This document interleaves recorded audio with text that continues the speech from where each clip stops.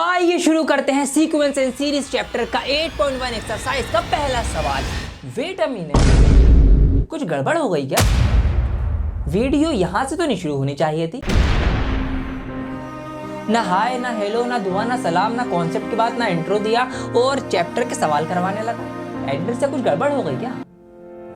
नहीं मेरे दोस्तों, कोई गड़बड़ नहीं हुई है। वीडियो यहीं से शुरू होगी, डायरेक्ट ही सवाल सोल्व होंगे और आप लोग करेंगे। जी हाँ, देखते रहिए वीडियो। सवाल क्या पूछा है आपसे? सवाल में आपसे पूछा है राइट द फर्स्ट 5 टर्म, पहले 5 टर्म, पहले 5 पद बताइए किसके, जो यहाँ पर सवाल लिखे हुए इनके। और यहाँ पर क्या लिखा हुआ है? nth टर्म लिखे हुए हैं, ये nth टर्म है। अब nth टर्म से तो आपको एक चैप्टर याद आया जो आपने 10th क्लास में पढ़ा था, जिसका नाम था अरिथमेटिक प्रोग्रेशन। जी हाँ, आपको याद आ गया, उसमें होता था ये nth टर्म। और मैंने आपको ये चैप्टर जब पढ़ाया था तो बताया था कि nth टर्म का मतलब क्या होता है। इसी को हम बोलेंगे nth टर्म, मतलब कोई सा भी जो आपसे पूछा जा रहा है। nth टर्म मतलब कौन सा टर्म या जौन सा टर्म या जहां तक एपी गई है या जिस पद की बात हो रही है वो होता है nth टर्म। ठीक है जी। अब यहाँ पर ये सबको nth टर्म बोला गया है हर एक सवाल को। अब इनके पहले 5 पद बताने हैं, तो भैया जो n यहाँ पर नजर आ रहा है आपको, इसको पहले 5 बताने, तो एक बार n की जगह 1 रख दो, एक बार 2 रख दो, एक बार 3 रख दो, एक बार 4 रख दो, एक बार 5 रख दो। इस तरीके से n की जगह पर हम 1 2 3 4 5 रखेंगे तो पहले 5 टर्म या पद हमें पता चल जाएंगे। तो आइए पता लगा लेते हैं फटाफट, देर किस बात की है। चलिए जी, तो यहां पर अगर मैं पहला सवाल देखूं जो कि है a, यहां पर n लिखा हुआ equal to n into n plus 2। n की जगह पहले 1 रखेंगे पहला पद या पहला टर्म निकालने के लिए। तो आइए रखते हैं, तो यहां पर हमने रखा n की जगह पर 1, ये आ गया 1, यहां पर आ जाएगा 1 प्लस 2। इसको मैं आगे सॉल्व करूंगा, 1 का 1 हो जाएगा, 2 और 1 यहाँ पे 3 हो जाएंगे और यहाँ पर ये हो जाएगा 3 एकम 3। ऐसे ही यहाँ पर हम 2 रख के निकाल लेंगे दूसरा पद, तो यहाँ पर n की जगह 2 आ जाएगा, फिर ब्रैकेट में n प्लस 2 है तो 2 प्लस 2 हो जाएगा और इक्वल टू में क्या हो जाएगा, ये आपका 2 प्लस 2 4 हो जाएगा और 4 दूनी 8 हो जाएगा। बिल्कुल इसी तरीके से आप 3 रख के, 4 रख के और 5 रख के इसके बाकी के टर्म निकाल लेंगे और पांचों के पांचों टर्म निकल जाएंगे। तो देर किस बात की, फटाफट से निकालो ना अभी। तो पांचों टर्म निकालने के बाद मैंने यहां पर लिख दिए हैं। अब देखिए समझने वाली बात यह कि अगर कोई भी डेटा इस तरह से लिखा हुआ है कोमा लगाते हुए, जैसे कि यहां पर पहला टर्म है 3, फिर कोमा लगा के हमने दूसरा लिखा 8, फिर कोमा 15, कोमा 24, कोमा 35। अगर इस तरीके से कोई डेटा या कोई नंबर लिखे होंगे कोमा लगा के, तो इसको आप बोलेंगे इस चैप्टर के अंदर सीक्वेंस। ठीक है जी, यही आपका है बस सीक्वेंस। अगर इस तरीके से कोमा लगाकर कोई नंबर, कोई डिजिट्स या फिर कुछ पद जो है वो लिखे हुए हैं, ये आपका सीक्वेंस हो जाएगा। बट अगर इन्हीं के अंदर में इनको इस तरह से लिख दूं प्लस लगा के, 3 प्लस 8 प्लस 15 प्लस 24 प्लस 35, अगर मैं इन्हीं के बीच में प्लस लगा दूं और कुछ भी ना करूं, मुझे इनको जोड़ना भी नहीं है अभी, अगर सिर्फ मैंने इनको इस तरह से लिख दिया है प्लस लगा के, तो ये आपके कहलाए जाएंगे फिर सीरीज। और यही है आपके चैप्टर का नाम, सीक्वेंस एंड सीरीज। तो इसका सबसे पहले डिफरेंस आप समझ लीजिए क्या डिफरेंस है, कि अगर कोमा लगा के कोई नंबर, कोई टर्म या फिर कुछ नंबर्स, कुछ डिजिट्स लिखे हुए हैं तो वो आपका सीक्वेंस है। और अगर सिर्फ प्लस लिखकर लिखे हुए, मतलब आपको इनको जोड़ना नहीं है अभी, सिर्फ इस तरीके से लिखे होने को आप सीरीज बोलेंगे। ये आपके चैप्टर का नाम है। अब आइए सिखाता हूं मैं आपको कॉन्सेप्ट कि सीक्वेंस क्या होता है, कैसे आप इसको समझेंगे और क्या बातें होती हैं सीक्वेंस के अंदर और सीरीज के अंदर क्या क्या बातें होती हैं जो आपको जाननी जरूरी है। क्योंकि ये तो एक डेफिनिट सीरीज या सीक्वेंस है, इससे आगे के नंबर नहीं है, लेकिन इनफाइनाइट तक नंबर जा सकते हैं। तो फिर उनको हम कैसे डिनोट करेंगे, कैसे दिखाएंगे, वो मैं आपको सिखाता हूं। और जो भी कॉन्सेप्ट आपके एक्सरसाइज के अंदर यूज होते रहेंगे वो मैं साथ के साथ आपको बताता चलूंगा, इसलिए इस पूरी वीडियो को एंड तक आप देखिए। आइए शुरू करते हैं आज की वीडियो। स्वागत है आप सभी का आपके फेवरेट चैनल डियर सर में।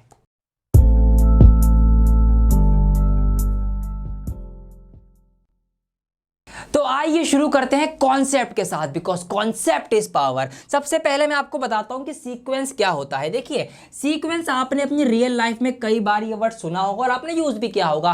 कहीं भी आपको किसी चीज को ऑर्डर में दिखाना हो या फिर कहीं पे भी ऑर्डर में कोई भी चीज लगी हो तो आप कहते हैं कि सीक्वेंस इनका बना हुआ है, बड़े अच्छे सीक्वेंस में ये लगी हुई है। मैथ्स के अंदर हम नंबर्स की बात करेंगे, अगर नंबर्स ऑर्डर में लगे हुए हैं जैसे कि हमने यहां पर लगाए थे, हमने इसको सीक्वेंस बोला था। तो सीक्वेंस का मतलब यही है कि अगर कुछ नंबर नंबर्स जो हैं वो ऑर्डर में लगे हुए हैं, कोमा लगाकर लिखे हुए, तो हम उनको सीक्वेंस बोलेंगे। जैसे कि आप जब अर्थमेटिक प्रोग्रेशन करते थे तो उसमें भी अलग अलग नंबर्स को आप कोमा लिख के लगाते थे ना, जब एपी बनाते थे, तो उसको आप बोल सकते हैं कि वो भी एक सीक्वेंस होगा। बस उसको हम एपी इसीलिए बोलते थे क्योंकि उसके बीच में कॉमन डिफरेंस बराबर होता था, तो वो एपी कहलाई जाती थी। इसी तरीके से एपी एक सीक्वेंस कही जा सकती है। बिल्कुल ऐसे ही आप दूसरी जो नई चीज आप पढ़ेंगे इस चैप्टर में वो होगा जीपी, ज्योमेट्रिक प्रोग्रेशन। जी हाँ, ये भी आपकी सीक्वेंस कहलाई जाएगी। इसमें भी कुछ नंबर को हम ऑर्डर में कोमा के साथ लगाएंगे, उसके बीच में कुछ और चीज कॉमन होगी, वो हम जब ये पढ़ेंगे जब सीखेंगे। ऐसे आपने अर्थमेटिक मीन पढ़ा है, आपने ज्योमेट्रिक मीन पढ़ा है, तो वहां पर भी आप नंबर को, डेटा को, कलेक्शन को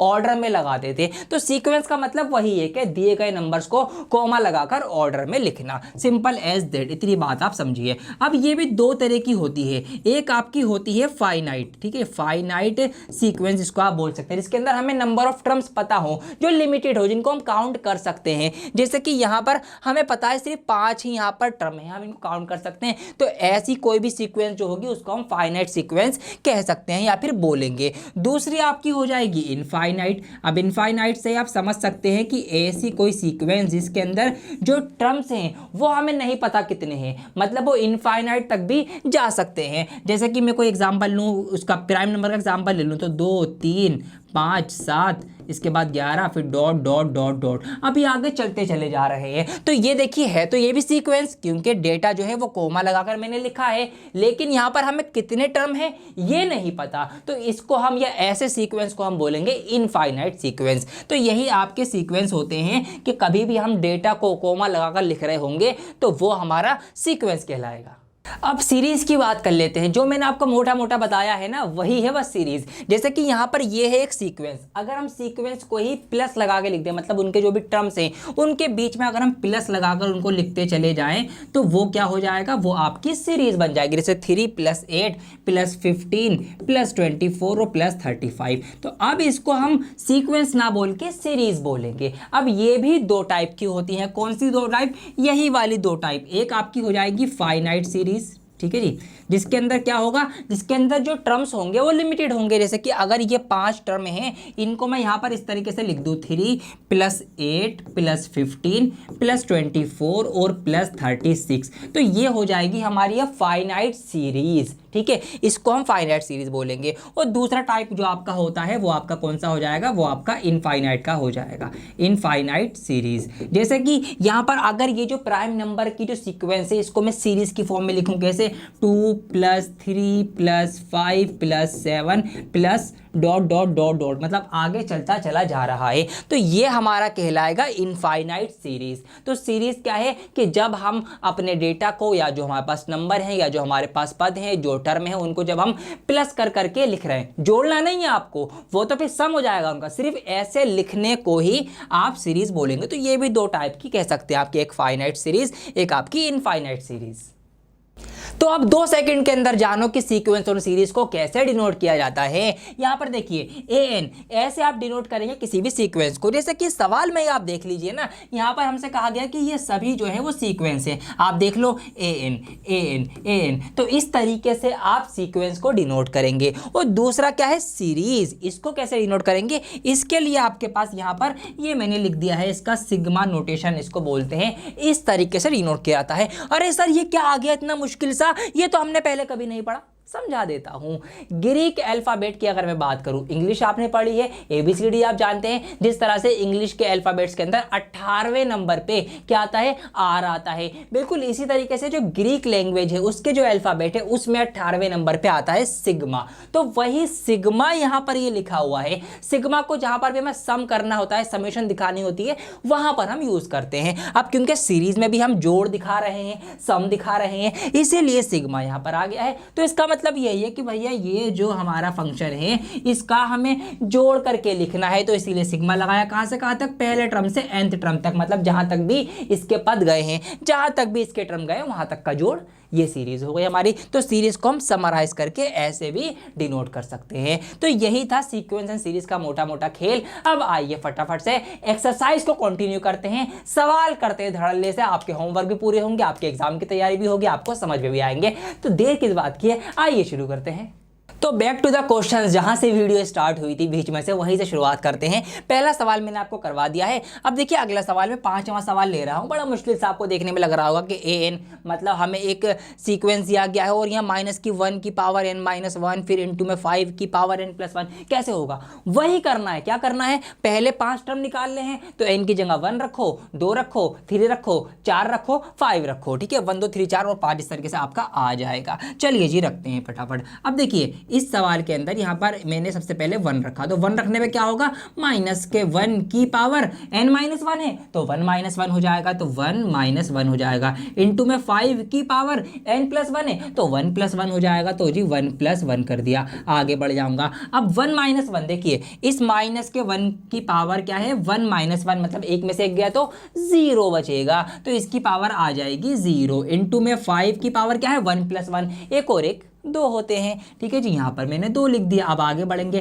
किसी भी नंबर की पावर 0, ठीक है जी, क्या वैल्यू होती है उसकी, 1 ही वैल्यू आएगी। तो यहाँ पर 1 माइनस के 1 की पावर 0 जो है खुल के वो 1 हो जाएगा, और 5 का स्क्वायर कर दीजिए, कितना होता है 25, 25 होता है, 25 हो जाएगा। वो 25 से कम कितने होते हैं, 25 ही होते हैं। तो यहाँ पर मैं डायरेक्ट 25 लिख देता हूँ।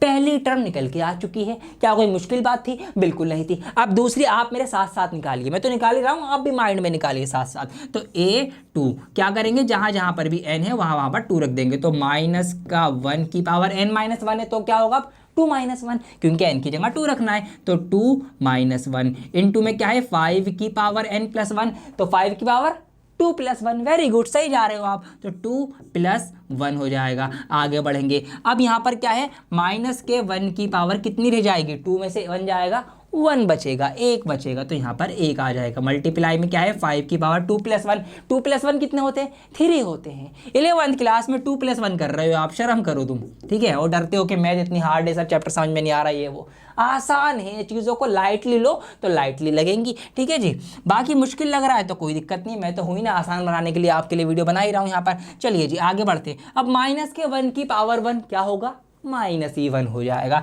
तो ये हो जाएगा माइनस का 1 और ये हो जाएगा 5 का क्यूब, 5 पंजे 25 पंजे 125, 125। अब 125 की जब माइनस के 1 में माइनस के 1 में मल्टीप्लाई होगी तो माइनस का 125 हो जाएगा, तो ये वाला पूरा मैं यहाँ पर लिख सकता हूँ अब माइनस का 125। तो ये इसका निकल के आ गया कौन सा पद, दूसरा पद। अब ऐसे ही तीसरा, चौथा, पांचवा, फटाफट वीडियो अभी पॉज करो, अभी निकाल के अभी कमेंट कर दो, अभी अपनी नोटबुक में लिख लो, आपकी तैयारी लगे हाथ हो जाएगी। और जब आप खुद से कर लोगे तो आपको सवाल समझ में भी आ जाएगा, आपके दिमाग में बैठ जाएगा, फिट हो जाएगा, ताकि एग्जाम में आए तो फटाफट से आप लिख दो। तो फटाफट से बाकी के टर्म निकालो और पूरी की पूरी जो है सीक्वेंस पूरी कर दो।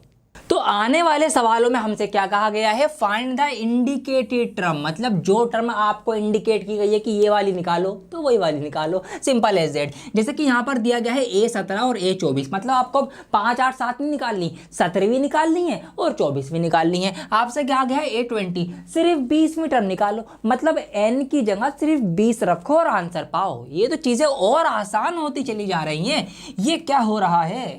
चलिए जी, तो यहाँ पर मैं अभी आपको एक 7वां सवाल करवाता हूँ। अब यहाँ पर हमसे क्या कहा गया है, कौन सी निकाल लो, 17वीं और 24वीं। तो अगर मुझे a17 निकालनी है तो मैं क्या करूँ, आप बताओ ना मुझे, क्या करूं, n की जगह 17 लिख दूं। यहाँ पर जहां पर n है, ये रहा 4n माइनस 3 है, तो मैं क्या करूंगा 4 इंटू 17 माइनस 3 कर दूंगा, ये हो जाएगा 17 चौक 68 होते हैं, माइनस 3 कर देंगे तो 65 आ जाएगा। ये लो जी निकल गई 17वीं टर्म, a17 निकल गई। कौन सी निकालनी है, दूसरी 24वीं निकालनी है, तो क्या करूं, तो 24 रख दो ना, ये लो जी रख दिया गया, तो 4 इंटू 24 हो जाएगा, माइनस का 3 है, 24 चौक 96 होते हैं, जब मैं 96 में से 3 माइनस करूंगा तो 93 बचेंगे। ये आ गई 24वीं टर्म, खत्म सवाल। ये आपको करना है। अब इसीलिए ये वाला सवाल जो है फटाफट आपको ऐसे नहीं छोड़ूंगा मैं, ये सवाल आपका होमवर्क है HW, अभी करो। 7वां पद निकालना है, 7th टर्म निकालनी है और इसमें आपको 9th टर्म a9 निकालना है। निकालो, पावर वाला करवा दिया ना मैंने, तो घबराना मत। -1 की पावर n माइनस 1 है तो -1 की पावर 9 माइनस 1 यानी 8 हो जाएगी। वो 1 की पावर कितनी भी खुले 1 ही रहता है, बस प्लस का आएगा या माइनस का आएगा वो आप देखना, पावर के अकॉर्डिंग पता चल जाएगा। मैं 10वां सवाल करवा देता हूँ क्योंकि थोड़ा सा बड़ा सा सवाल लग रहा है। आइए, क्या करना है, 20वां पद निकालना है, तो निकाल दो ना, क्या दिक्कत है। A20 निकालना है, जहाँ जहाँ पर भी n नजर आ रहा है वहाँ वहाँ पर हम 20 लिख देंगे। तो n इंटू n माइनस 2 है, तो हम लिख देंगे 20 इंटू 20 माइनस 2। ये लो जी लिख दिया। नीचे क्या है, n प्लस 3 है, तो क्या कर दूँ, 20 प्लस 3 कर दूंगा। ये लो जी मैंने कर दिया 20 प्लस 3। आगे बढ़ जाएंगे, 20 यहाँ पर इसकी माइनस करेंगे तो ये कितना हो जाएगा, 18 आ जाएगा। ब्रैकेट सॉल्व कर लिया, नीचे आपका 23 हो जाएगा। 18 दूनी 36 होते हैं, तो ये 360 हो जाएगा। अरे यार क्या है इसमें, कुछ भी तो नहीं है। यूं ही आपने प्लस मल्टीप्लाई माइनस डिवाइड ये चीजें करनी है आपको, और ये चीजें आप भी कर सकते हैं। इसीलिए 2 सवाल मैंने करे, 2 सवाल आप करेंगे, आधा तेरा आधा मेरा।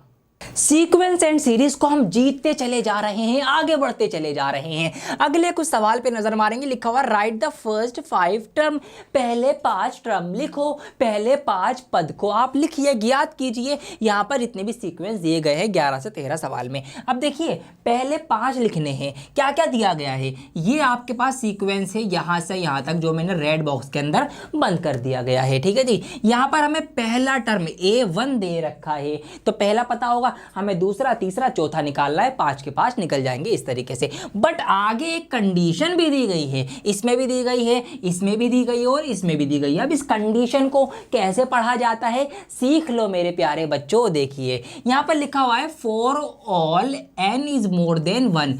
जितने भी हम n रखेंगे या n की वैल्यू रखेंगे, जहां जहां भी मोर देन 1, वो 1 से ज्यादा होनी चाहिए। इसका मतलब जहां भी हम n की वैल्यू रख के सवाल करेंगे, 1 नहीं रखना, 1 से आगे की वैल्यूज रखनी है। मतलब कहां से, 2 से रखनी है। 2 रखो, 3 रखो, 4 रखो, 5 रखो, ऐसे आगे की रखो। तो एक मत रखो क्योंकि मोर देन 1 कंडीशन हमें दे दी है। आइए करते हैं सवाल। तो यहां पर हमें पहले टर्म की अगर मैं बात करूं तो वो तो हमें दे रखा है यहाँ पर 3, तो यहाँ पर 5 टर्म की बात है, तो 5 टर्म्स आर, यहाँ पर 5 की 5 टर्म ये रही। लो जी पहली तो पता थी, लिख दी, कोमा लगा दूंगा क्योंकि सीक्वेंस की बात हो रही है, सीरीज की बात नहीं हो रही अभी। चलिए जी आगे अब क्या करना है, कंडीशन आपके पास है an equal to 3a, n-1 नीचे है और फिर प्लस का 2 अलग से है। अब देखिए इस कंडीशन में खेलिए, यहाँ पर क्या बताया गया, 1 से ज्यादा रखना है, 1 नहीं रखना। तो सबसे पहले मैं रखूंगा, क्या रखूंगा, मैं रख दूंगा यहाँ पर, तो मैं रख दूंगा n की जगह पर 2, तो an बन जाएगा अब a2 क्योंकि n की जगह पर 2 लिखना है मुझे।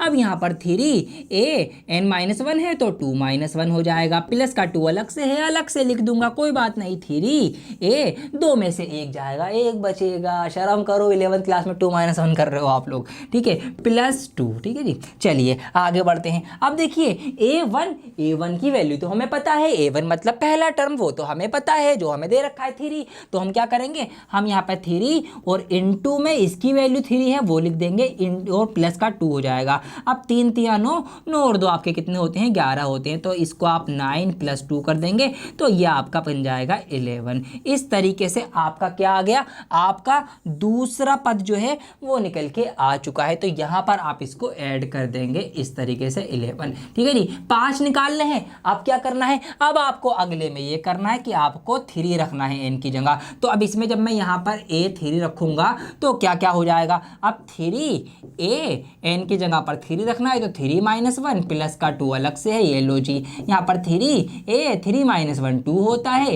ये लो जी कर दिया। अब यहाँ पर 3, अब a2, अब हमें a2 की वैल्यू पता लग चुकी है। जी हाँ, तो वैल्यू पीछे से हम उठाते रहेंगे। a2 की पता लगी जो कि है 11, तो यहाँ पर इसके साथ मल्टीप्लाई में 11 आ जाएगा, प्लस का 2 अलग से चल ही रहा है। 11 3 33 प्लस 2 आपके हो जाएंगे, फटाफट से लिख देना 35। ये लो जी, मैं पूरा खोल के करवा रहा हूँ डायरेक्ट, ताकि मैं यहाँ से डायरेक्ट यहाँ भी लिख सकता था, लेकिन नहीं, एक एक स्टेप कैसे हो रही है ये भी आप जाने समझे सीखे, इसीलिए मैं पूरा स्टेप बाय स्टेप आपको लिखवा रहा हूँ। तो एक क्वार्टर में आपको पता चल गया जो कि होगा 35। फिर आ जाओ अगले पे। अब क्या करना है, 2 रखा, 3 रखा, 4 रख दो। आइए फटाफट से अब ए की जगह पर, यहाँ पे ए के साथ मतलब एन की जगह पर हम 4 रख देंगे। तो यहाँ पर जब मैंने 4 रखा तो क्या है हमारे पास 3a, तो यहाँ पर 3a, n माइनस 1 है तो 4 माइनस 1 प्लस का 2 अलग से चल रहा है 3a 3, ठीक है 4 माइनस 1 3 हो जाएगा। ये लो जी, अब देखिए a3, अब a3 हमें पता है 35 है तो यहाँ पर 3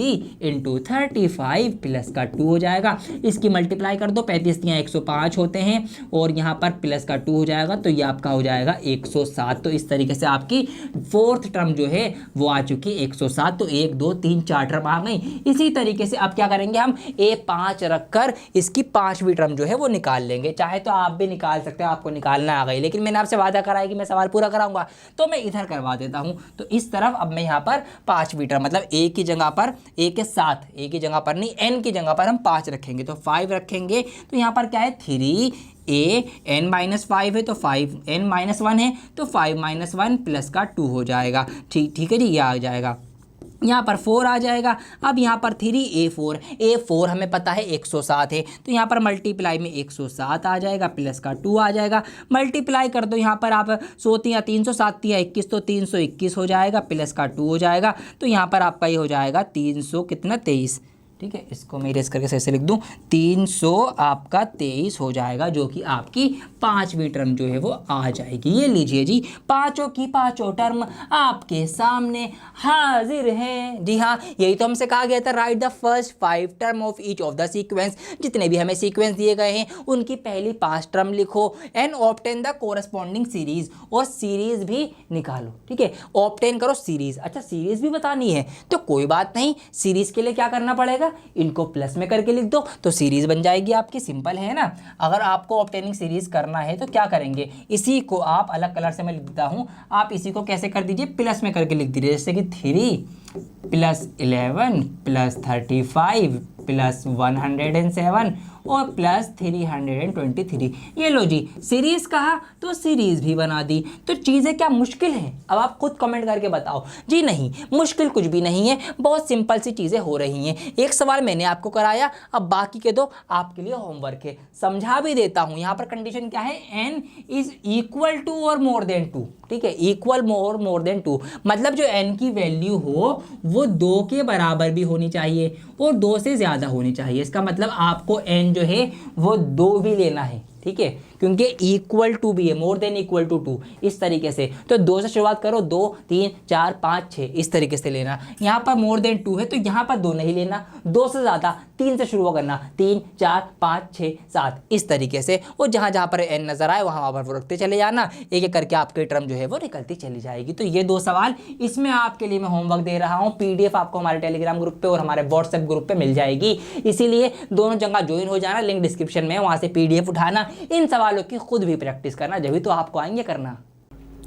तो बिल्कुल फ्रेश तरीके से नई स्टार्टिंग करते हैं इसी चैप्टर के नए कॉन्सेप्ट को सीखने के लिए, जिसका नाम है जियोमेट्रिक प्रोग्रेशन। इसको समझाने के लिए मैं हेल्प लूंगा अर्थमेटिक प्रोग्रेशन की, क्योंकि ये आपने पढ़ रखा है, समझ रखा है। तो आइए रिकॉल कीजिए कि अर्थमेटिक प्रोग्रेशन या AP, या जिसको आप हिंदी में समांतर श्रेणी बोलते हो, उसमें क्या क्या चीजें आपने पढ़ी थी और फिर इसमें हमें क्या पढ़ना है।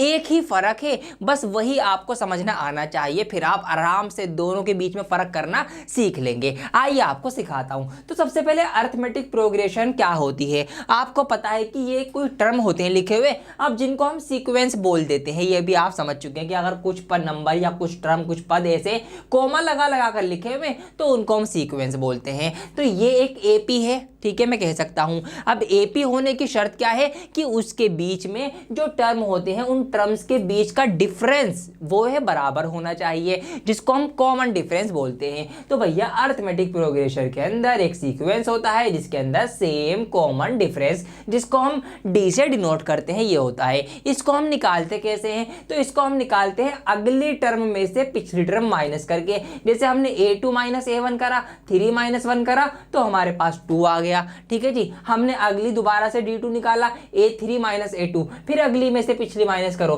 5 में से 3 माइनस करा, 2 आ गया। एक और कॉमन डिफरेंस निकल के आ गया। फिर हमने और निकाला, 7 में से 5 माइनस किया, यहाँ पे 2 आ गया। तो इस तरीके से हम कॉमन डिफरेंस जो है वो निकालते हैं। इतनी बात आपको समझ में आ गई? ठीक है जी, आपको पता है ये बात। अब एपी के अंदर कुछ फॉर्मूले होते हैं जो आपने पढ़े हैं। एक होता है जनरल टर्म या nth टर्म निकालने का फॉर्मूला, मतलब आपसे कोई सा भी टर्म निकलवाया जाए, 27वां टर्म निकालो, 50वां निकालो, ऐसा निकालो वैसा निकालो, तो उसका तरीका या उसका फॉर्मूला होता है ये कि nth टर्म निकालने का फॉर्मूला क्या है, a plus n-1 into D. ये फॉर्मूला आपको पता है, कई बार आपने इसको लगा के क्वेश्चन जो है वो सॉल्व किए होंगे।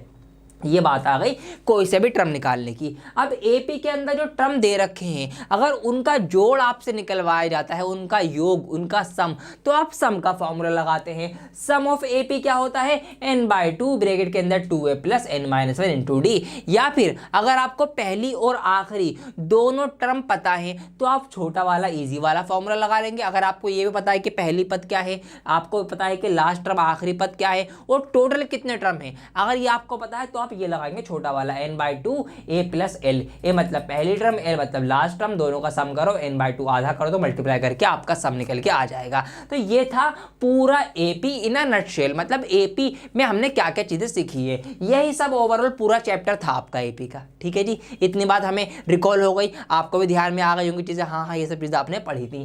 अब आते हैं किस पे, ज्योमेट्रिक प्रोग्रेशन पे। देखिए जी, अब यहां पर देखिए ये भी एक सीक्वेंस है। जी हाँ, यहाँ पर भी कुछ नंबर, कुछ टर्म, कुछ पद जो है वो कोमा लगाकर लिखे जाएंगे। तो यहाँ पर जैसे मैंने लिख दिया है 2, 4, 8, 16, 32, तो ये कुछ टर्म लिख दिए मैंने, कोमा लगा के लिख दिए, ये सीक्वेंस कहलाया जाएगा। तो ज्योमेट्रिक प्रोग्रेशन भी एक सीक्वेंस होता है।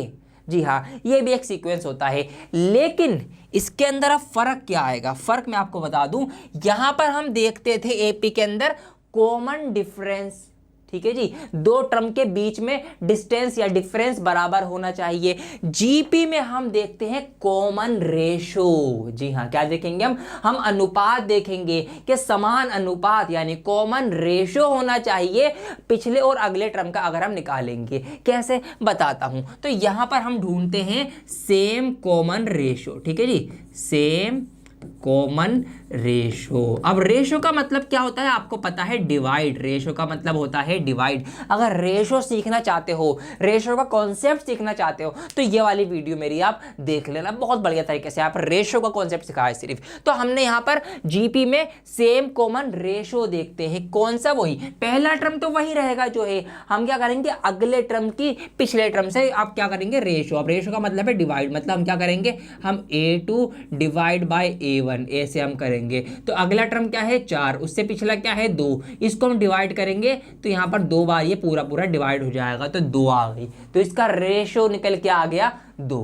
ठीक है जी, रेशो को हम स्मॉल r से डिनोट करेंगे। जैसे यहां पर हम कॉमन डिफरेंस को d से डिनोट करते थे, ऐसे ही रेशो को हम r से डिनोट कर देंगे। अब देखते हैं एक और निकालते हैं।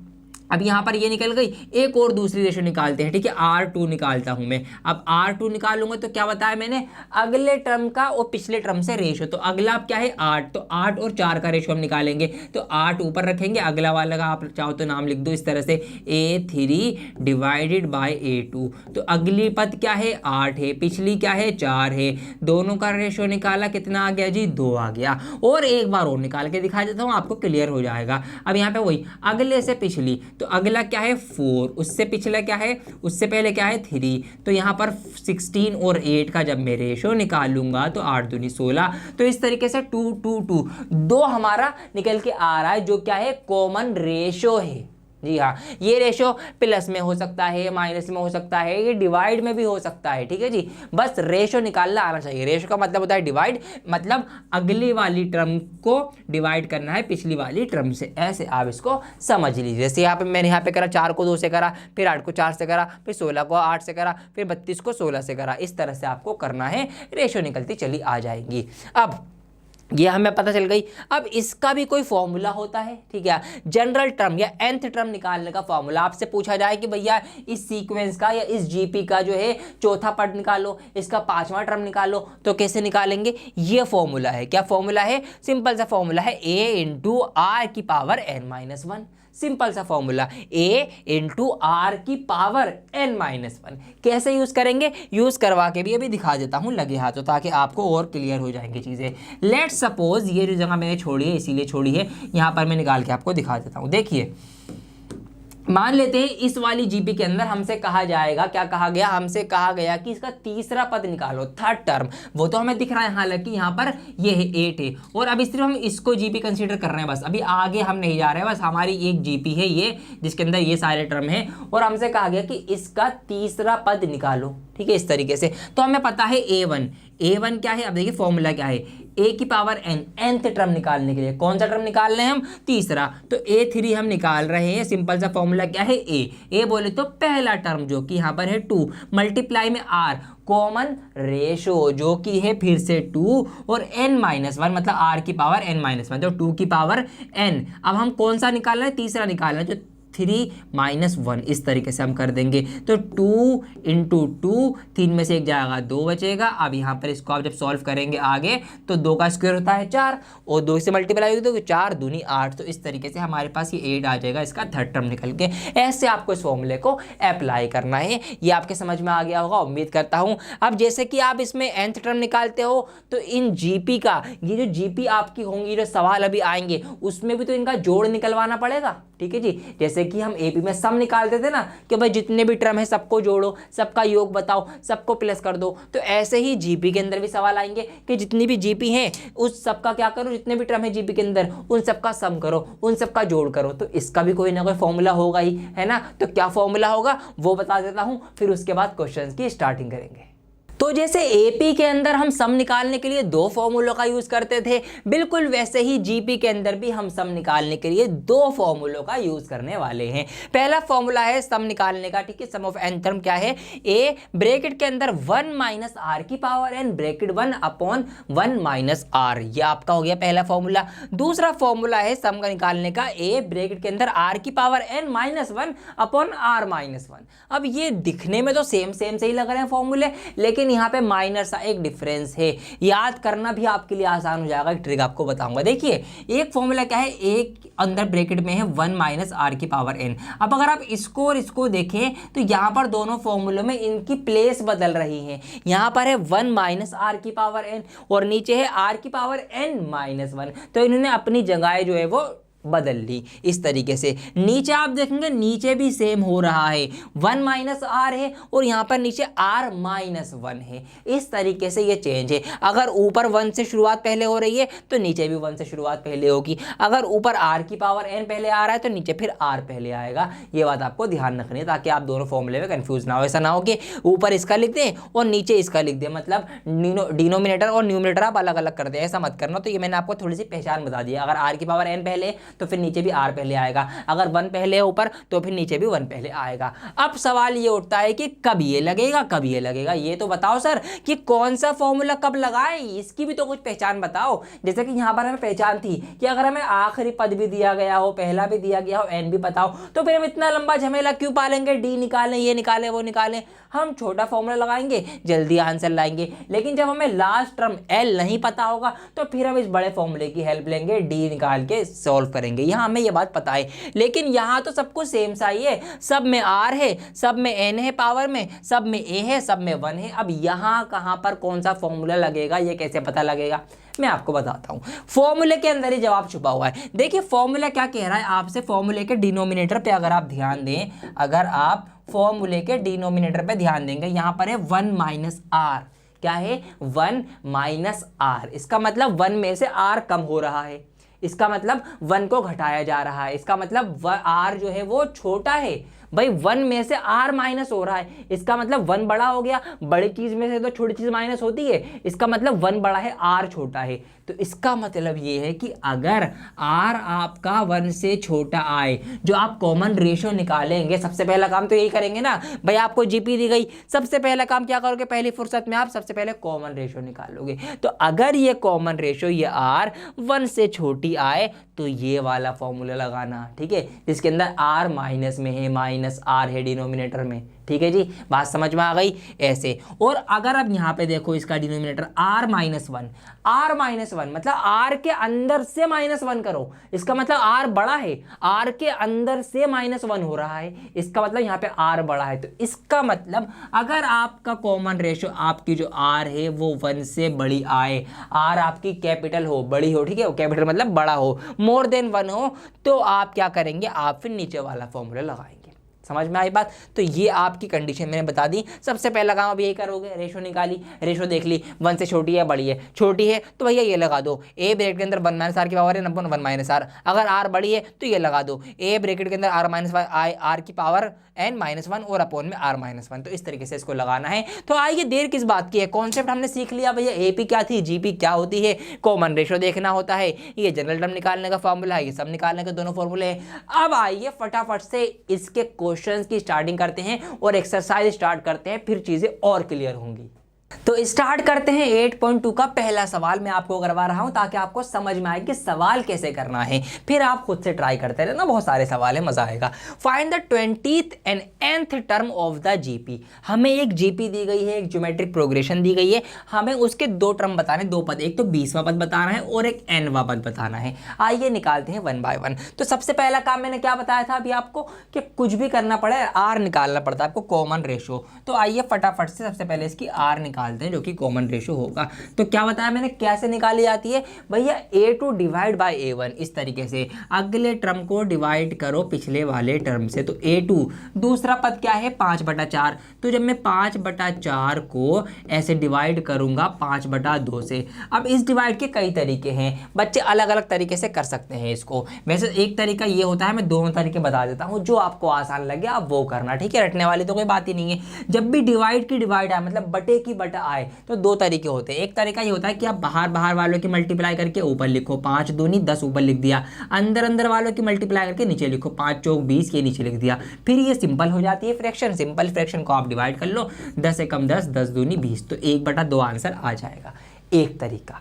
दूसरा तरीका, अगर ये वाला आपको ज़्यादा मुश्किल या ज़्यादा हार्ड लग रहा है तो कोई बात नहीं। दूसरा तरीका क्या है, हमें डिवाइड करना है 5/4 को किससे, 5/2 से। जब भी डिवाइड की डिवाइड आए, बटे की बटा आए, तो ये नीचे वाली फ्रैक्शन है, ठीक है जी, नीचे वाली जो फ्रैक्शन है, आप क्या करो, आप इसको उल्टा करके यहाँ पर लिखो, 5/2 को मैंने 2/5 कर दिया और यहाँ बीच में इनके मल्टीप्लाई लगा दो, ऐसे भी आप इसको कर सकते हैं। बेसिकली इसका मतलब ये था कि 5/4 हम डिवाइड कर रहे हैं उसको 5/2 से, तो हमने क्या करा, डिवाइड को बना लिया मल्टीप्लाई, ठीक है, और मल्टीप्लाई बनाने की वजह से इसका हमने उल्टा कर दिया, तो इस तरीके से ये मल्टीप्लाई होके 2/5 हो जाएगा। इसको आप ऐसे भी कर सकते हैं, फिर 5 से 5 कैंसिल आउट हो जाएगा, 2 से चला जाएगा 2 बार, तो भी यहाँ से आपका आंसर 1/2 आ जाएगा।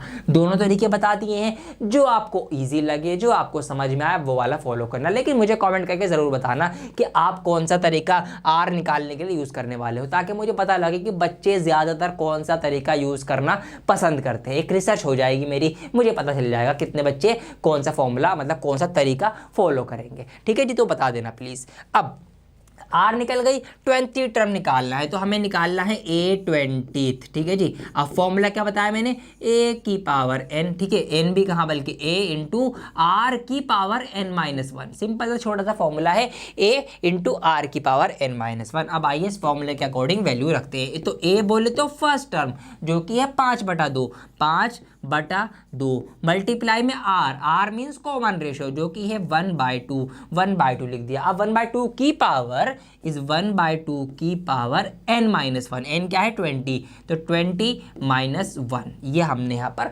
कर दिया है। आइए आगे बढ़ते हैं, तो यहाँ पर ये 5/2 रहेगा मल्टीप्लाई में, अब यहाँ पर क्या हो जाएगा 1/2 की पावर 19, ठीक है, 20 में से 1 माइनस करा 19 बचा। अब आगे क्या कर सकते हैं हम, आगे देखिए 5/2 एज इट इज लिखा रहेगा। अब 1 की पावर तो कितनी भी हो 1 ही आंसर आना है, तो ऊपर तो हमारा ले देकर 1 ही आएगा, इसकी पावर खोलेंगे, और नीचे 2 की पावर 19 हो जाएगा। इस तरीके से मैंने पावर को अलग अलग खोल के लिख दिया है। अब क्या कर सकता हूं, अब मैं ये देख रहा हूं यहाँ पर नीचे दोनों में 2 है, मतलब बेस सेम है और मल्टीप्लाई में है, तो जब भी बेस सेम हो और मल्टीप्लाई में हो तो पावर्स प्लस हो जाती हैं। एक्सपोनेंट का ये वो है रूल कि जब भी बेस सेम हो और मल्टीप्लाई में हो इस तरीके से, तो इसकी और इसकी जो पावर है वो क्या हो जाएंगी, प्लस हो जाएंगी। फिर हम इनको एक ही जगह पर प्लस करके इस तरीके से लिख सकते हैं। तो नीचे वाले को सॉल्व करके क्या आ जाएगा, 2 की पावर 20 आ जाएगा, और ऊपर क्या हो जाएगा, 5 एकम 5, 5 1 5। तो इस तरीके से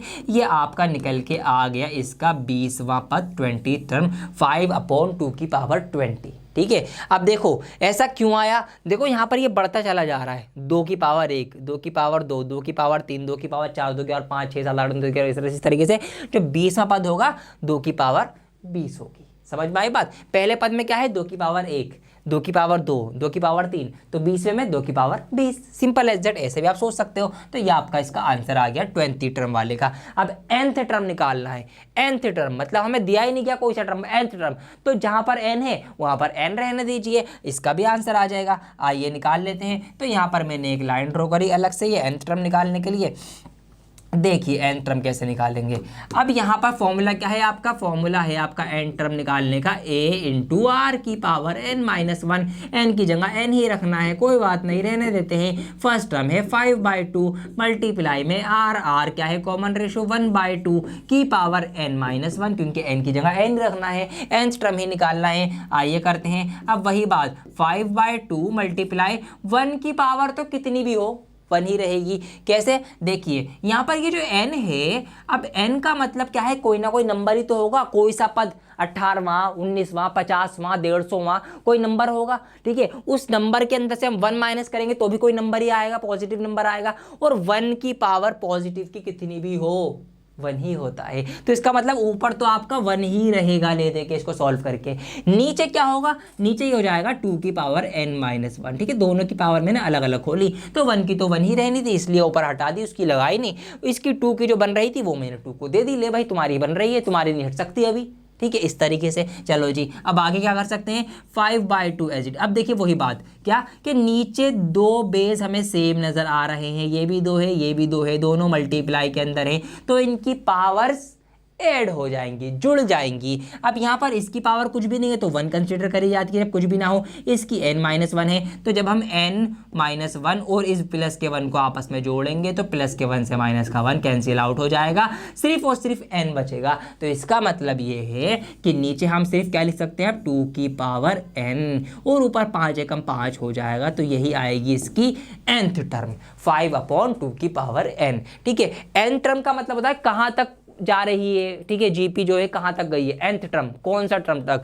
तो जब अब हमने एक बात यहाँ नोटिस कर ली थी, जब पहले टर्म पे 2 की पावर 1 है, दूसरे पे 2 की पावर 2 है, तीसरे पे 2 की पावर 3 है, 20वें में 2 की पावर 20 है, तो भैया nth टर्म में 2 की पावर n होगी। सिंपल एज दैट, ऐसे आप इसको सीखो और समझो। तो ये मैंने एक सवाल आपको कराया जीपी का, यही होना है हर एक सवाल में। ठीक है जी, कॉमन रेशो निकलेगा, फिर जो सा पद बताना है वो पद निकलेगा, और ऐसे खेलते चले जाएंगे हम। तो आइए खेलना शुरू करते हैं।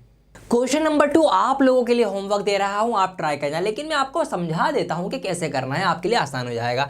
फाइंड द 12th टर्म, आपको 12वां पद निकालना है जीपी का, जिसका आपको 8वां पद यानी 8th टर्म जो है वो दे रखा है। अब देखिए 8th टर्म जो है वो 192 है, और कॉमन रेशो भी दे रखा है, जो कॉमन रेशो है समान अनुपात वो आपका 2 है। अब देखिए 8th टर्म की अगर मैं यहाँ पे बात करूँ, जो कि आपका है A8, ठीक है, वो आपको कितना गिवन है, वो आपको 92 गिवन है ऑलरेडी। अब अगर आपको 8वां पद निकालना हो तो इसको कैसे लिखते हैं, फॉर्मूला याद करो जरा nth टर्म निकालने का।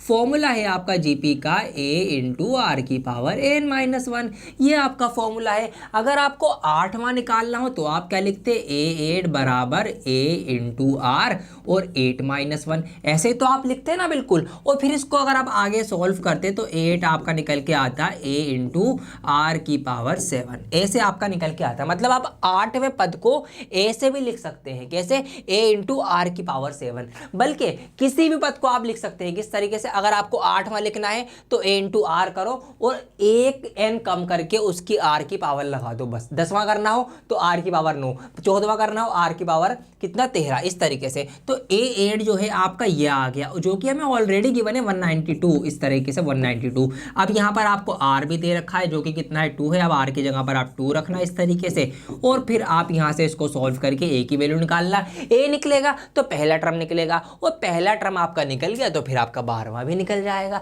ठीक है, ऐसे आप इसको ट्राई करना। चलिए स्क्रीनशॉट लेना हो ले लो, मैं फिर इसको इरेज कर देता हूँ, ले लिया होगा। चलिए अब इसको मैं हटा के अब अगले सवाल की बात करते हैं। ये थोड़ा इंपॉर्टेंट सवाल है, क्यों? शो दैट करने वाला सवाल है, जिससे आप घबराते हो, प्रूव करने वाला।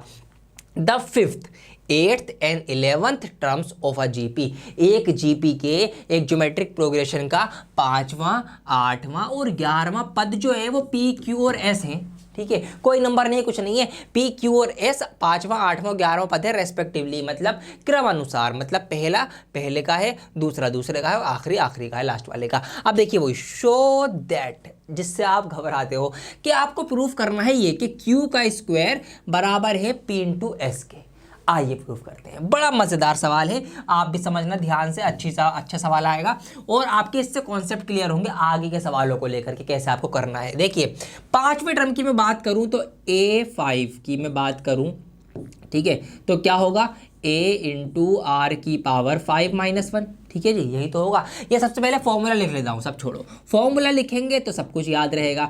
तो फॉर्मूला है a इंटू आर की पावर n-1, ये फॉर्मूला होता है आपका, ये होता है। ठीक है, अब अगर मैं 5वें टर्म की बात करूँ तो 5वें टर्म के लिए n की जगह 5 लिखूंगा, a इंटू आर, n की जगह 5, ये आ जाएगा आपका इस तरीके से। चलिए जी, आगे मैं इसको बढ़ाऊंगा तो ये कुछ इस तरीके से आ जाएगा, a इंटू आर की पावर 4, जो मैंने भी आपको बताया सवाल में कि 5वां पद निकालना है तो आर की पावर 1 कम 4, तो a इंटू आर की पावर 4, ये हमारा 5वां पद जो है वो निकल के आ चुका है। ठीक है जी, अब क्या करें, ऐसे ही हम 8वें को भी देख लेते हैं। अब 8वां अगर मैं निकालूंगा तो इसी तरीके से जो 8वां निकल के आएगा, मैं डायरेक्ट लिख दूं क्या? ये सब तो आपको पता है, लिख लेना आप भी। अब क्या बताया मैंने कि a इंटू आर की पावर 1 कम कर दो, तो ये आपका निकल के आ जाएगा 8वां पद। ये लो जी, इसको भी मैंने बॉक्स में बंद कर दिया है। अब आगे अगर मैं बढ़ूँ, कौन सा है? 11वां टर्म। तो 11वां टर्म जो निकलेगा वो क्या निकलेगा? a इंटू, बोलो साथ साथ, यस, आर की पावर 10। तो ये इस तरीके से आ गए। तो तीनों जो है वो मैंने निकाल लिए हैं, ये 5वां, ये 8वां, ये 11वां। अब हमसे कहा गया है कि ये जो है, ये तो है भैया क्यू नहीं पी। हाँ, 5वां जो है ये तो आपका पी है, और ये आपका क्यू है, और ये आपका एस है, ये हमसे कहा गया है। ठीक है जी, कोई बात नहीं, कहा गया है तो प्रूफ क्या करना है? प्रूफ करना है क्यू का स्क्वायर बराबर होता है P इंटू एस के, P इंटू एस के, ये हमें प्रूफ करना है। आइए, हमें P भी पता है, हमें Q भी पता है, हमें S भी पता है, आइए रखते हैं और प्रूफ खुद ही खुद हो जाएगा। Q का स्क्वायर, अब Q क्या है? ये A इंटू आर की पावर 7, तो A इंटू आर की पावर 7 का स्क्वायर मैं इधर लिखूंगा, इक्वल टू में P इंटू एस। P क्या है? P है आपका A इंटू आर की पावर 4, और S क्या है आपका?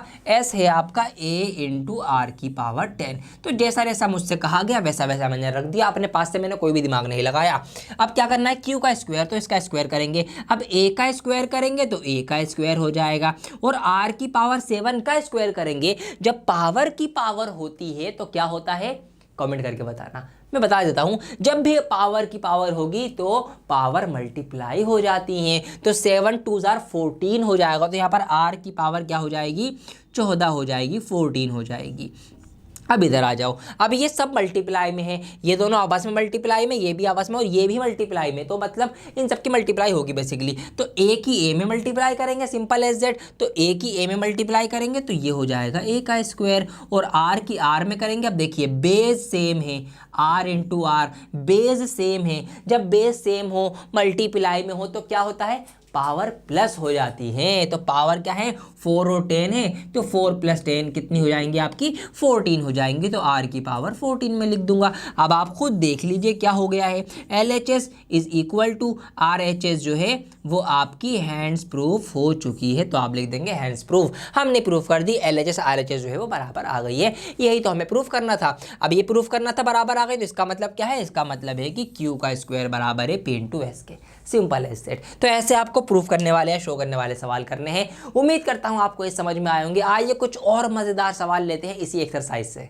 अब ये कुछ अलग टाइप का क्वेश्चन है, इसीलिए इसको भी समझो। हर एक सवाल में कुछ नई चीज आप सीख रहे हैं। यहाँ पर हमसे पूछा गया है which term of the following sequence. हमें कुछ सीक्वेंस दिए गए हैं, कोमा लगा हुआ है, इसीलिए हमें बता रहे हैं इन सीक्वेंस के अंदर ये जो टर्म है, जैसे कि यहाँ पर दिखा गया है इस सीक्वेंस में इज 128, ये जो 128वां जो ये टर्म है ये कौन से नंबर पे आएगा, समझ रहे हो, कौन सा पद है, ये पहला है, दूसरा है, 18वां है, 19वां है, कौन सा है। तो हमें n बताना है, हमें nth टर्म तो पता है, वो वाला पद तो पता है कि 128वां है, बट 128 है, लेकिन ये कौन से नंबर पर आएगा ये हमें बताना है। जैसे पहले पर ये है, दूसरे पर ये है, तीसरे पर ये है, तो ये ऐसे कौन से नंबर पे है, तो n निकालना है हमें। समझ में आ गई बात। ऐसे आपको इसको समझना आना चाहिए इन सवालों को। तो आइए पहला ऑप्शन में इसको ए करके दिखाता हूं।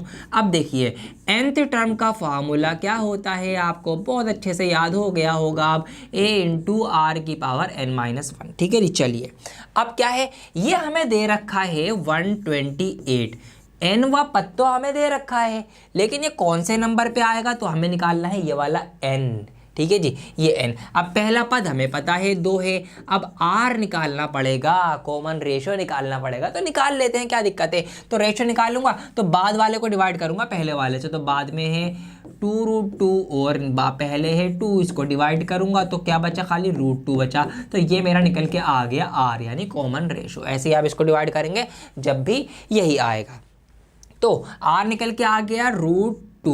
अब √2 की पावर n-1, क्योंकि n तो हमें निकालना है, यही हमारा आंसर है, यही हमें बताएगा कौन से नंबर पर है ये, 18वें, 19वें, 20वें, 13वें, कौन से पे है हमें नहीं पता। चलिए जी, अब क्या कर सकते हैं, देखिए सबसे पहले ये 2 यहाँ मल्टीप्लाई में है, ठीक है जी, तो ये 2 जब इधर आएगा तो ये डिवाइड में होगा। अब मैं इसको इधर क्यों ला रहा हूँ, अभी तक तो नहीं लाया था, क्योंकि हमें चाहिए n की वैल्यू, इसका मतलब इसके साथ जो कुछ भी है वो सब हमें ख़त्म करना पड़ेगा। ऐसे आपको इसको सोचना है, इसीलिए अब ये इधर आएगा। तो जब मैं इस 2 को इधर लेकर आऊँगा तो ये मल्टीप्लाई के बदले यहाँ पर नीचे आके डिवाइड कर देगा, क्योंकि इक्वल के इधर आया है तो ये नीचे इस तरह से डिवाइड हो जाएगा। डिवाइड करूँगा तो यहाँ पर आ जाएगा 64, 64, ठीक है जी। इधर रह जाएगा आप सिर्फ √2 की पावर n-1। अब क्या कर सकते हैं, अब देखिए हमें सिर्फ n-1 या n चाहिए, बाकी सबको हटाओ, तो हमें इस √2 को भी ख़त्म करना पड़ेगा। करना पड़ेगा या नहीं करना पड़ेगा, बिल्कुल करना पड़ेगा। कैसे कर सकते हैं, यहाँ से कर सकते हैं। कैसे, इधर √2 की पावर है ना कुछ, तो इधर इसको भी पावर की फॉर्म में लेके आओ, ताकि फिर नीचे के बेस से हम बेस को उड़ाएं, फिर पावर ही पावर बचे, और पावर में n है तो n बचेगा, n हमारा आंसर है। ऐसे तो इसको भी पावर की फॉर्म में तोड़ो। कैसे तोड़ सकता हूँ, देखिए 64 को अगर मैं 2 की पावर में तोड़ूं, ठीक है, 2 की पावर में, तो ये हो जाएगा 2 की पावर इस तरीके से, देखिए 2 दूनी 4, दूनी 8, दूनी 16, दूनी 32, दूनी 64, तो इस तरीके से ये 2 की पावर 6 बनता है, आपका क्या 64 बनता है। ठीक है जी, बना देता हूँ, तो इस 64 की जगह मैं लिख देता हूँ 2 की पावर 6, ठीक है, 64 2 की पावर 6 लिखा जा सकता है। इधर है मेरे पास √2 की पावर n-1। अब भी बात नहीं बनी, जी हाँ, बात नहीं बन रही है, क्या करा जाए। अब सोचना हमें यह है कि अगर इस 2 को मैं √2 बना दूं, क्योंकि इधर मेरे पास √2 है, तो अगर इस 2 को भी मैं किसी तरीके से √2 बना दूं, तो फिर इस √2 से ये वाला √2 कैंसिल आउट हो जाएगा, फिर इनकी पावर ही पावर रह जाएंगी, और उससे हम n की वैल्यू निकाल लेंगे। अब यहाँ √2 कैसे लाया जाए, आसान है। कैसे, देखिए हर एक 2 के अंदर ना 2 √2 होते हैं, जी हाँ, हर एक 2 के अंदर 2 √2 होते हैं। इसका मतलब 2 जो बना है वो कैसे कैसे बना है, वो बना है √2 की 2 बार मल्टीप्लाई करने से। इसका मतलब अगर मैं 2 बार √2 की मल्टीप्लाई कर दूं, या मैं √2 का स्क्वायर लगा दूं, तो वो क्या होता है, वो 2 होता है। सिंपल है दैट, ऐसे भी सोच लो। आपको ये बात पता भी होगी कि किसी भी रूट वाले नंबर का जब हम स्क्वायर करते हैं तो उसका रूट हट जाता है। ऐसा ही जब हम √2 का स्क्वायर करेंगे तो उसका रूट हट के सिर्फ 2 बचेगा।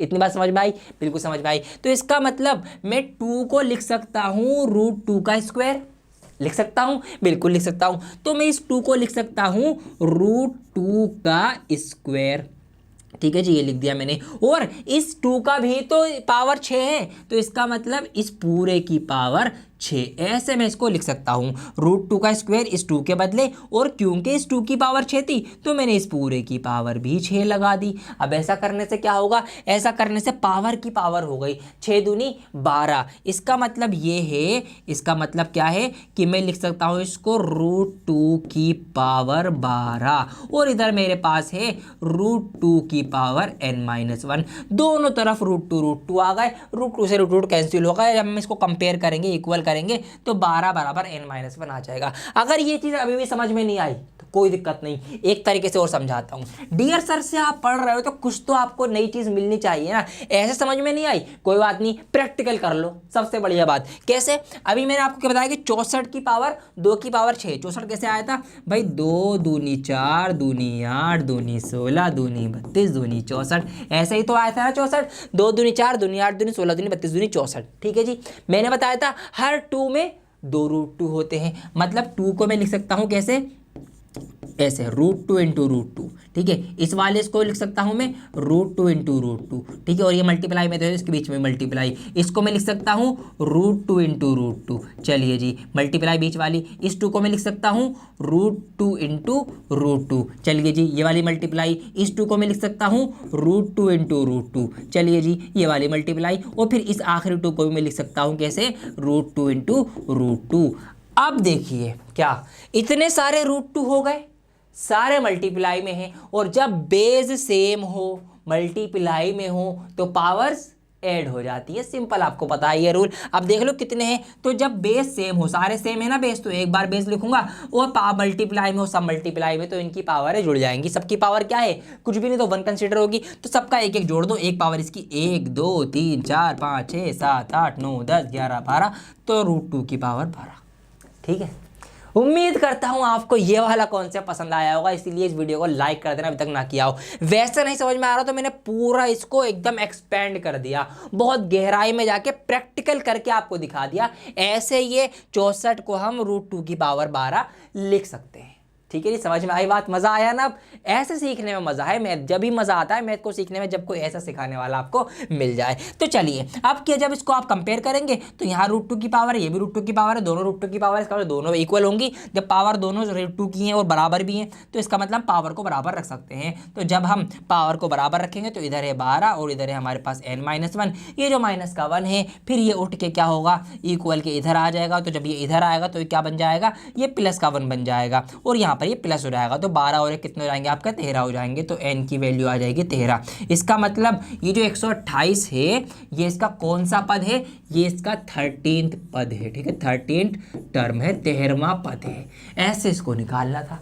देखा आपने, कितना बढ़िया सवाल था, कितना मजा आया मुझे करवाने में, एक नया कॉन्सेप्ट आपको सिखाने में, और आपको देखने में भी मजा आया होगा। अब ऐसे ही बाकी के जो 2 हैं, ये वाला और ये वाला, सेम इसी तरीके से होगा, ठीक है जी। यही तरीका फॉलो होगा, ये आपके लिए होमवर्क है। प्लीज अभी इसको आप वीडियो पोस्ट करके ट्राई करें, हाथों हाथ आपके और पक्के हो जाएंगे कॉन्सेप्ट। एक बड़ा ही अटपटा सा सवाल मैंने आपके लिए लिख दिया है, और आपसे कह रहा है ये इवेलुएट, बस इसको इवेल्युएट करो, इसको जोड़ो, बताओ क्या आएगा। ना कुछ बताया, कुछ भी नहीं कहा आपसे।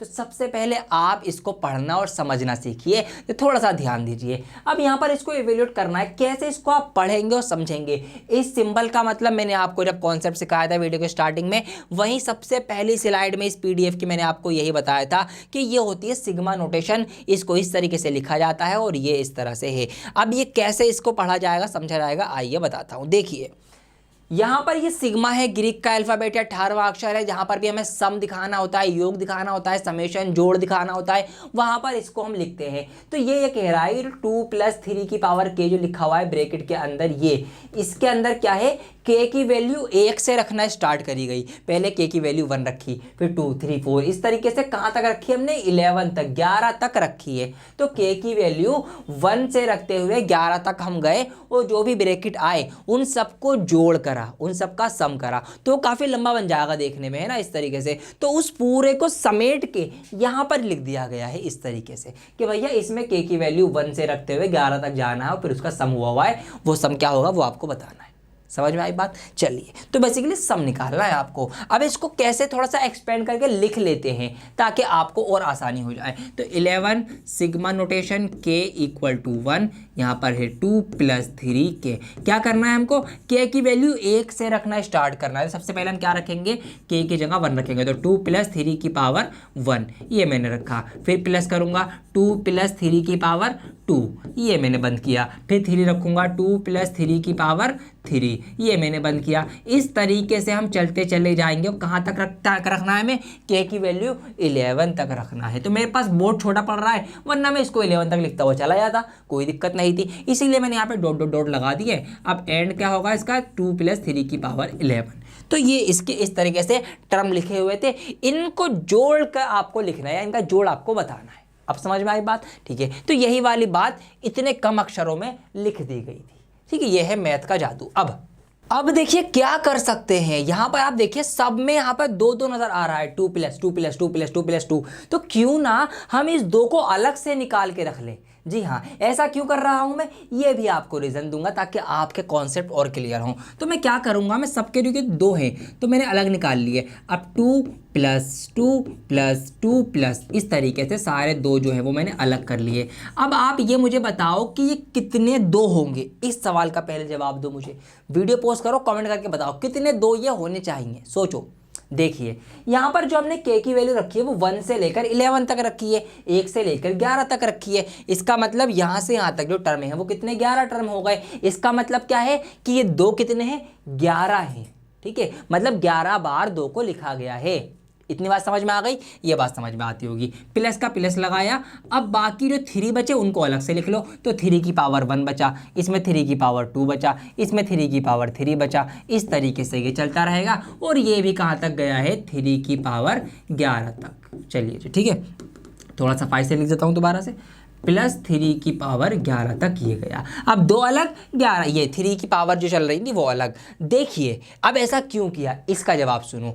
यहाँ पर ये तो सिंपल नंबर है, इनको मैं जोड़ लूँगा भाई। 2 को 11 बार जोड़ूंगा तो 11 दूनी 22 होते हैं भाई। 2 4 6 8 10 12 14 16 18 20 22, इस तरीके से 11 बार जोड़ेंगे तो हमें 22 मिल जाएगा पूरा नंबर। तो इसको तो अभी रहने दो, तो रहने ही दे, ठीक है जी। तो यहाँ पर हमें मिल जाएगा 22। फिर मैंने प्लस लगाया। अब इस पे नजर मारिए, ये बन गई एक जीपी, एक ज्योमेट्रिक प्रोग्रेशन। कैसे बन गई दिखाता हूं, समझाता हूं। देखिए यहाँ पर यह है 3 की पावर 1 मतलब 3 का स्क्वायर होता है 3 3 9, 3 का क्यूब होता है 3 3 होती है 27। तो इस तरीके से ये बन गई। अब अगर मैं इसमें कॉमन रेशो निकालूं तो यहाँ पर अगर मैं R1 निकालूं तो क्या होगा, A2 डिवाइडेड बाई A1। तो यहाँ पर A2 क्या है 9, A1 क्या है 3, तो 3 3 9, तो 3 आएगी। दोबारा से रेशो ट्राई करता हूँ, A3 डिवाइड बाई A2। तो A3 कितना है 27, A2 कितना है 9, 9 3 27। तो R हमारी हर बार 3 आ रही है, इसका मतलब कॉमन रेशो 3 आ रहा है। जब कॉमन रेशो बराबर हो तो वो क्या होती है, जीपी होती है। जी हाँ, तो इसका मतलब ये एक जीपी आ गई। और हमें यही तो करना है, हमें सम बताना है, समीशन 1 से लेकर 11 तक का इसके अंदर। तो ये हमने 2 अलग से निकाल लिए, इसमें हम जोड़ देंगे इसका सम निकाल के, इसका सम का फॉर्मूला लगा के। जी हाँ, 2 फॉर्मूले बताए थे ना मैंने आपको, यहाँ लगाएंगे। ये सम फॉर्मूले तो सम आएगा, ये वाला सम आ गया, सब कुछ सम हो गया। तो ये लो जी, सवाल भी हो गया, ठीक है जी। सवाल में भी यही है। तो इसका मतलब यहाँ पे हमारी R3 निकल के आ चुकी है इस जीपी के अंदर। तो यहाँ पर मैं लिख देता हूँ देयरफॉर R जो है वो हमारी 3 निकल के आई है। अब एक सवाल और बताइए मुझे, आप बात करते रहो मुझसे वीडियो देखते हुए, ऐसा नहीं कि वीडियो देख रहे हो चुपचाप बात नहीं बनेगी। अब मुझे सवाल का जवाब दो कि मैंने आपको 2 फॉर्मूले बताए थे इसके सम के, ठीक है, जीपी का सम निकालने के 2 फॉर्मूले बताए थे मैंने आपको। तो आप मुझे बताओ कि मैं कौन सा वाला फॉर्मूला अब लगाऊं, ऊपर वाला लगाऊं कि नीचे वाला लगाऊं। 2 थे, याद करो मैंने आपको बताया था तरीका कि जब R हमारी 1 से ज़्यादा होगी तो नीचे वाला फॉर्मूला लगेगा। समझ में आ रही है बात। तो यहाँ पर R हमारी 3 है, फॉर्मूला देख लो ना आप, क्या हुआ दिमाग में नहीं आ रहा क्या, ये रहा। 2 फॉर्मूले मैंने आपको बताए थे कि अगर R हमारी <1 हो तो ये लगाओ, <1 हो तो ये वाला लगाओ। तो हम अभी ये वाला लगाएंगे क्योंकि हमारी जो R है, कॉमन रेशियो है, वो क्या है 3 है, 1 से ज़्यादा है। तो ये वाला फॉर्मूला हमारा जो है वो लग जाएगा। ठीक है जी, तो फॉर्मूला भी मैं इधर ही अलग से लिख देता हूँ। तो फॉर्मूला क्या था हमारा, a इंटू आर की पावर n माइनस 1 और अपॉन में r माइनस 1। ठीक है, ये मैंने अलग से इधर लिख दिया है। क्यों? क्योंकि मैं यहाँ डायरेक्ट फॉर्मूला लगा के लिख दूंगा ताकि यही सवाल ऐसे सॉल्व होता रहे। अब देखिए इस जीपी के अंदर ये फॉर्मूला लगाइए, तो ए क्या है हमारा फर्स्ट टर्म, जो कि हमारे पास क्या है 3। ठीक है 3, और अंदर ब्रैकेट के अंदर आर कितना है, आर भी 3 निकल के आया है, और एन कितना है, कितने टर्म है, कहाँ तक गई है यहाँ पे जीपी 11 तक, तो एन हमारे हैं 11, तो यहाँ पर 11 आ जाएगा, माइनस का 1 आ जाएगा, और अपॉन में क्या है आर माइनस 1 मतलब 3 माइनस 1। ये लो जी ब्रैकेट बंद कर देता हूँ। इधर हमारे पास 22 है प्लस के अंदर, अब यहाँ पर इसको और सोल्व कर लो, 3 हो जाएगा। अब यहाँ पर और क्या हो सकता है, और ये हो सकता है कि भैया ये तो 3 की पावर 11 माइनस 1 ही रहेगा, नीचे हमारा 2 हो सकता है, बस इतना हो सकता है, तो और कुछ तो कर नहीं सकते हम। आप चाहे तो इसका एलसीएम लेके इसको और आगे बढ़ा सकते हो, लेकिन आई थिंक बुक में आपका यही आंसर है। बुक में चेक कर लेना एक बार, बुक में आपका यही आंसर है। 22 प्लस में होगा, 3/2 अलग से लिखा होगा, और ब्रैकेट के अंदर 3 की पावर 11 माइनस का 1 अलग से लिखा हुआ होगा, तो यही इसका आंसर है। तो इसका सम यह आ गया, मतलब जब हम इसके अंदर के की वैल्यू 1 से रखकर 11 तक के अलग अलग पदों को जोड़ेंगे, ठीक है, उस जीपी को जोड़ेंगे, सम करेंगे, तो उसका जोड़ ये आएगा।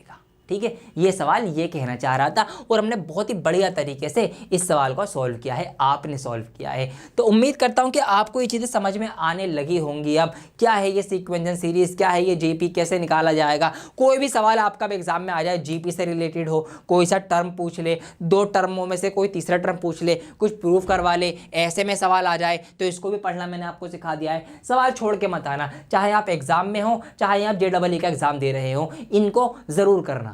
तो दोस्तों ये मेरी प्यारी सी छोटी सी कोशिश थी कि मैं 1 घंटे के अंदर आपको इस चैप्टर के, जिसका नाम था सीक्वेंस एंड सीरीज, के मोटी मोटी जो चीज़ें हैं, जो कॉन्सेप्ट है, उनको मैं गहराई में उतर के आपको सिखा पाऊँ, जिसमें मुझे लगता है कि मैं कामयाब भी हुआ हूँ। बाकी कमेंट करके आप मुझे बताना कि मैं कहाँ तक कामयाब हो पाया हूँ, क्योंकि जितना आपको समझ में आया वही मेरी कामयाबी की पहचान होगी। तो यहाँ पर मैंने आपको बता दिया भाई सीक्वेंस क्या होता है, सीरीज़ क्या होती है, इनका मेजर डिफरेंस मैंने सबसे पहले आपको बता दिया था। ठीक है, उसके बाद हमने कुछ क्वेश्चन सॉल्व कर लिए थे इंपॉर्टेंट, जो कि जिसके अंदर एन की वैल्यूज निकलवाई जा रही थी। फिर मैंने आपको जीपी और एपी का डिफरेंस बताया। ठीक है, एपी क्या है, जीपी क्या है, ये आपने पढ़ रखा था, इसके थ्रू मैंने फिर आपको ये बताया, इसके फॉर्मूले बताए, जीपी के क्या फॉर्मूले है, कैसे निकालना है, वो सब चीज़ें बताई। और उसके बाद मैंने अच्छे अच्छे मोटे मोटे जो सवाल थे इंपॉर्टेंट, जो मुझे लगे, वो मैंने चैप्टर के अंदर से आपके लिए करवा दिए हैं। जैसे कि टर्म वाला हो गया, ये आपका हो गया, ये आपका रूट वाला हो गया, और ये आपका इवोल्यूशन वाला हो गया। तो काफ़ी चीज़ें आपने इस वीडियो से सीखी हैं। इस वीडियो को लाइक करें, कॉमेंट करें,